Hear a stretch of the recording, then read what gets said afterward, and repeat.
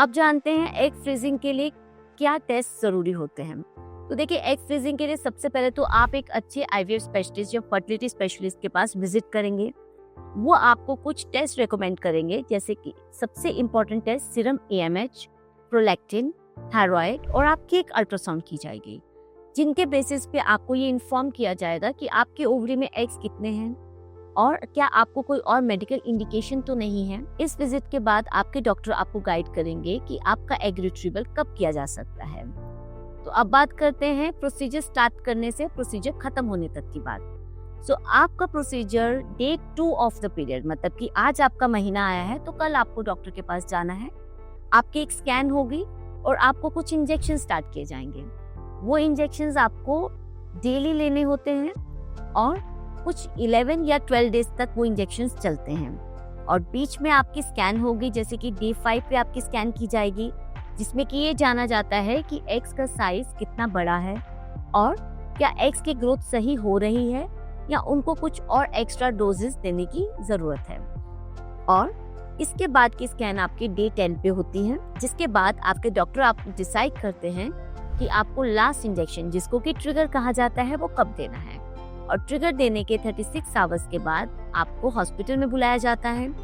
आपको day care में admit किया जाता है, मतलब कि मॉर्निंग में एडमिशन होके, और प्रोसीजर होने के 4 से 5 घंटे के बाद आपको डिस्चार्ज कर दिया जाता है।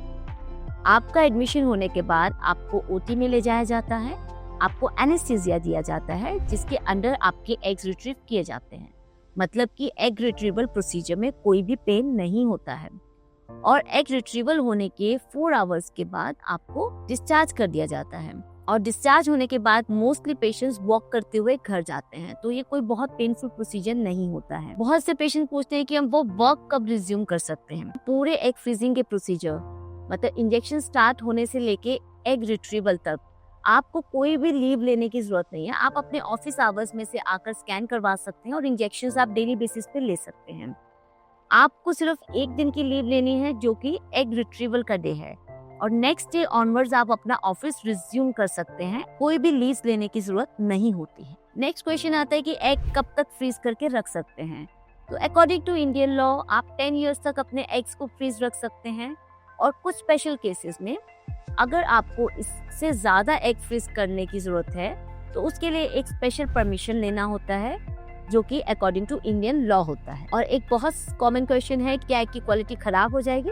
तो देखिए, ऐसा नहीं होता है। एग अगर फ्रीज हो जाते हैं तो उसके बाद जब उनको थॉ करते हैं तो उनका कुछ एक सर्वाइवल रेट रहता है, जो कि आपकी एज और आपके एएमएच के अकॉर्डिंग रहता है। सो ये एक मिथ है कि एग की क्वालिटी खराब हो जाती है फ्रीज करने के बाद। और लास्ट में बेस्ट एज ग्रुप क्या है एग फ्रीज करने का? तो 25 से लेके 35 ईयर्स तक। तो अगर आप प्लान कर रहे हैं कि आपको प्रेगनेंसी 40 इयर्स तक करनी है या 38 इयर्स तक करनी है, तो आप अगर एज ग्रुप में है 30 to 35 इयर्स के, तो आप जरूर अपने एग्स को फ्रीज करवाइए। और अगर आपको कोई और क्वेरी है तो प्लीज नीचे कमेंट्स में लिखिए।